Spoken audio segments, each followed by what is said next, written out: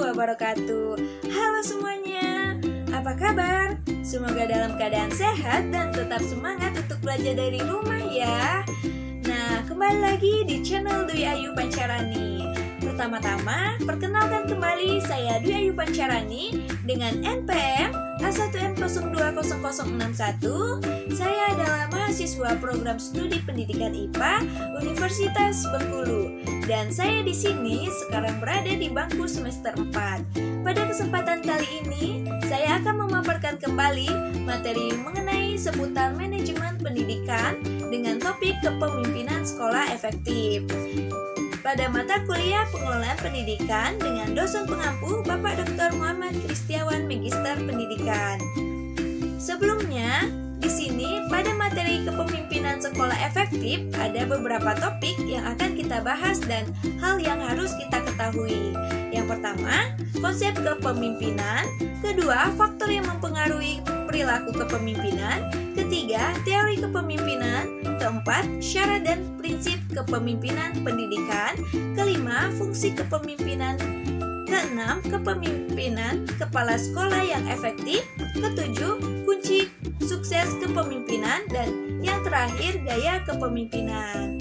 Yang pertama, konsep kepemimpinan. Kepemimpinan atau dalam bahasa Inggrisnya leadership merupakan hal yang sangat penting di dalam sebuah lembaga pendidikan.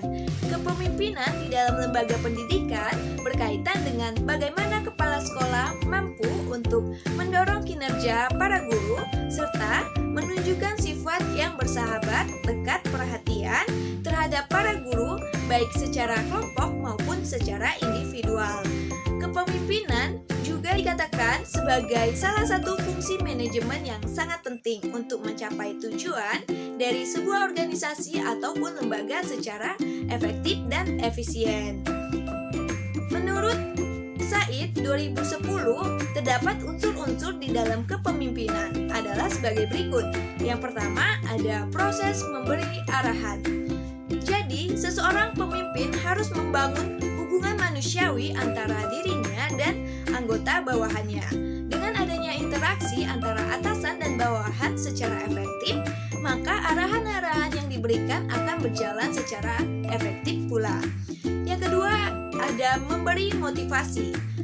Yang perlu dimotivasi dari seseorang anggota oleh seseorang pemimpin adalah meningkatkan unsur etos dan kualitas kerja, memotivasi unsur pengetahuan dan keterampilan anggota, memberi motivasi karyawan dalam hal beribadah, serta memotivasi untuk selalu berbuat jujur. Dengan adanya pemberian motivasi secara terus-menerus pada karyawan, maka akan menumbuhkan rasa memiliki pada anggota karyawan tersebut. Yang ketiga, mampu untuk menciptakan rasa percaya diri. Keempat, mempengaruhi dan menggerakkan. Selanjutnya, yang kedua, ada faktor yang mempengaruhi perilaku kepemimpinan. Menurut Asmendri, tahun 2012, perilaku seseorang pemimpin dalam melaksanakan tugas dipengaruhi oleh beberapa faktor yang dikelompokkan, yaitu sebagai berikut. Yang pertama, ada faktor internal. Faktor internal ini merupakan faktor yang berasal dari dalam diri pemimpin itu sendiri. Misalnya, tentang kepemimpinan. Orang yang memandang sebagai status dan hak tidak akan sama perilakunya dengan orang yang memandang kepemimpinan sebagai pelayanan bagi kesejahteraan orang-orangnya. Yang kedua, faktor yang berasal dari kelompok yang dipimpin. Keadaan kelompok seperti kematangan, kekompakan, latar belakang pendidikan, pengalaman, latar belakang sosial budaya. Yang ketiga, ada faktor lembaga yang dipimpin seperti jenis dan tujuan sekolah kurikulum. Keempat, ada faktor-faktor legal. Seorang pemimpin pendidikan akan berhadapan dengan peraturan formal dari instansi struktur di atasnya dan akan mempengaruhi perilakunya. Misalnya, terdapat peraturan perundang-undangan, undang-undang, dan kebijakan lainnya. Yang kelima, ada faktor lingkungan sekolah. Faktor lingkungan sekolah ini merupakan keadaan masyarakat sekitarnya, misalnya ekonomi, pandangan masyarakat, pendidikan masyarakat, dan yang keenam ada faktor perubahan dan pembaruan dalam teori dan bidang pembaruan atau bidang pendidikan seperti perubahan kurikulum dan kemajuan iptek. Selanjutnya, yang ketiga ada teori kepemimpinan. Teori kepemimpinan pada umumnya berusaha menerangkan faktor-faktor yang memungkinkan munculnya kepemimpinan atau sifat atau bakat alam yang dimiliki pemimpin. Teori-teori tersebut menurut Said adalah sebagai berikut. Yang pertama ada teori orang terkemuka. Yang kedua ada teori lingkungan. Yang ketiga ada teori pribadi dan situasi. Keempat, teori interaksi dan harapan. Kelima, teori humanistik. Selanjutnya, yang keempat, syarat dan prinsip kepemimpinan pendidikan. Menurut Asmendri, tahun 2012 mengungkapkan syarat dan proses seorang pemimpin pendidikan adalah sebagai berikut.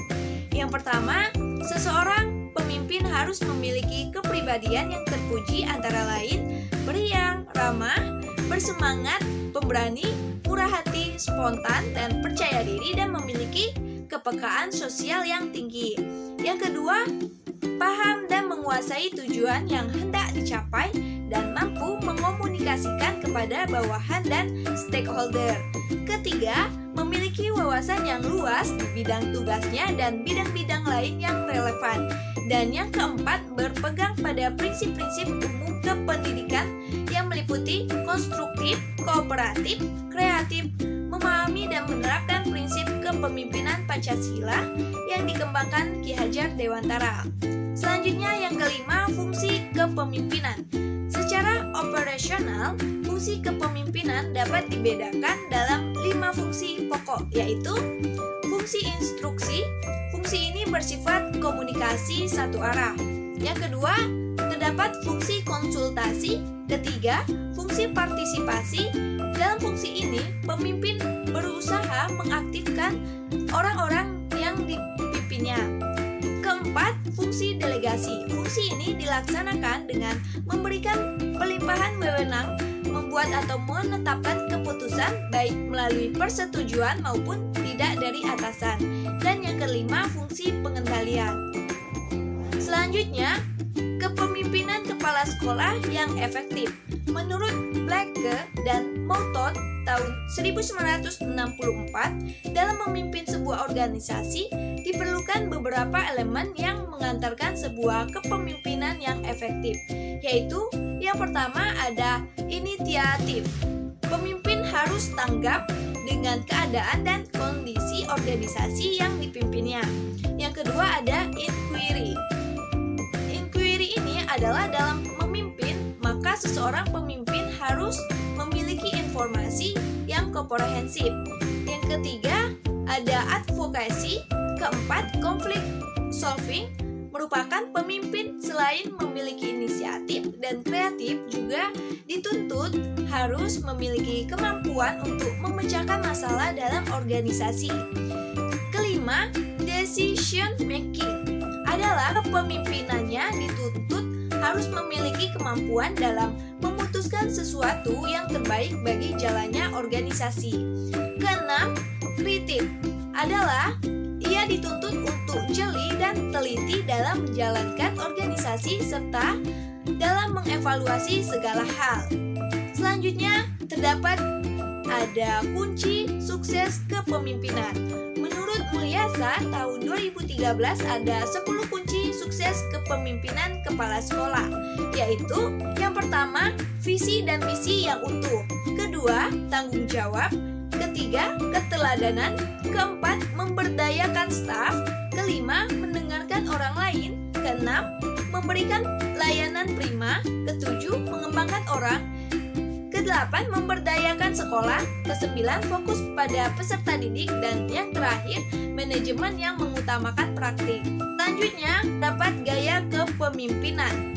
Menurut Asmendri, tahun 2012, ada 4 gaya kepemimpinan, yaitu yang pertama, tipe otoriter. Tipe Tipe otoriter ini merupakan pemimpin yang membuat keputusan sendiri dan tidak melibatkan bawahan dalam pengambilan keputusan dan tidak menghargai pendapat, ide, dan inspirasi bawahan. Yang kedua, terdapat demokratis, merupakan pemimpin yang berkonsultasi dengan kelompok mengenai masalah yang menarik perhatian mereka serta mereka dapat menyumbangkan sesuatu. Ketiga, kendali bebas, merupakan kepemimpinan memberi kekuasaan pada bawahan. Yang keempat, terdapat tipe pseudo-demokratis. Tipe ini disebut juga tipe demokratis semu. Jadi seseorang pemimpin yang mempunyai tipe ini hanya nampaknya saja yang demokratis. Padahal sebenarnya tindakannya bersifat otoriter atau absolut. Oke teman-teman, demikian presentasi dari video pembelajaran saya. Semoga apa yang saya sampaikan teman-teman bisa memahami dengan baik.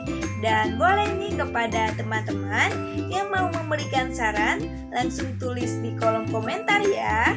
Dan saya mohon maaf apabila ada kekurangan ataupun kesalahan. Kepada Allah, saya mohon ampun dan saya akhiri. Wassalamualaikum warahmatullahi wabarakatuh. Sampai jumpa kembali.